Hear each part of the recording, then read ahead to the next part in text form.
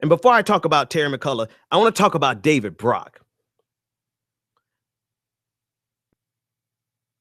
David Brock is Hillary Clinton's political hitman.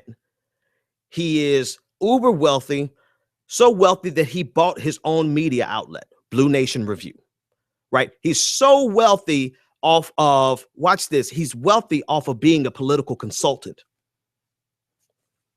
If you look at his career, his entire professional career, for the most part, has been 100%, give or take a percentage point or two, political consulting.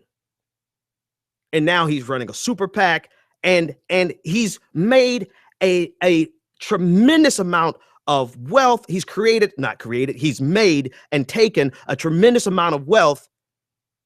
And you realize this wealth in the hands of somebody like David Brock as a political consultant comes directly from these campaign contributions. This money that's being poured into his PAC, the money that has been being poured into him. And if you don't know who David Brock is one of the most destructive forces in the Democratic Party right now today. He's the one who looked at the ad of Bernie Sanders from Iowa, counted the black faces, and said, because Bernie Sanders does not have enough black faces in this ad, he doesn't care about Black Lives Matter. He's the one out here pushing this narrative that Bernie Sanders is hiding something in his taxes. And he's the one who's also pushing this narrative that Bernie Sanders is a millionaire. And because Bernie Sanders is a millionaire, he's therefore not a good socialist. We'll unpack that. We'll unpack that straw man in a second. So David Brock is behind. He is one of the leading forces that's pushing Hillary Clinton, and not just so bad that he's pushing Hillary Clinton. It's the methodology that he brought from right-wing conservatism, because you realize he used to be a right-wing conservative. He attacked Anita Hill. He was the man behind attacking the slogan, a little bit nutty and a little bit slutty, to attack Anita Hill in the hearings for Clarence Thomas confirmation. This dude goes way back.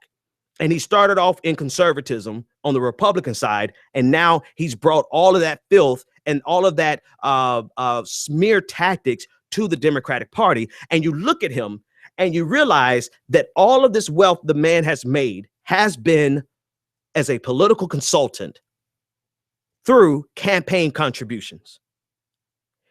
Ask yourself the question, being as powerful as he is and being as close to Hillary Clinton as he is, making his wealth, the lion's share of his wealth coming from political consultation, coming from campaign contributions, do you honestly think he has any incentive to encourage Hillary Clinton to place somebody on the Supreme Court that is going to overturn Citizens United, when right now they are just swimming in the money? But we're supposed to be concerned about Bernie Sanders's tax returns not being done, even though the most of 40% of Americans haven't done their taxes yet, and tax day is Friday. They've extended it to Monday because of the weekend. And the most disheartening thing to me is the fact that we have allowed people with no moral conscience, no moral center, no principles for which they honestly stand. They go wherever the paycheck takes them.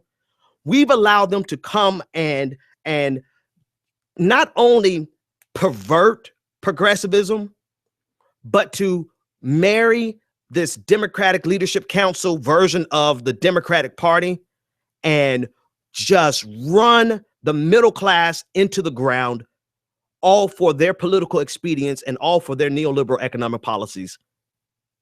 And we're supposed to believe that a person like him, who's been in bed with this system on both sides of the aisle, slept with the Republican Party as well as the Democratic Party. I mean, he's just putting it in on both sides of the equation. We're supposed to believe that the guy who made hundreds of millions of dollars over all of these years is somehow going to convince Hillary Clinton to appoint somebody that's going to overturn Citizens United. If you believe that, what's the saying? Everybody says, I've got a bridge to sell you.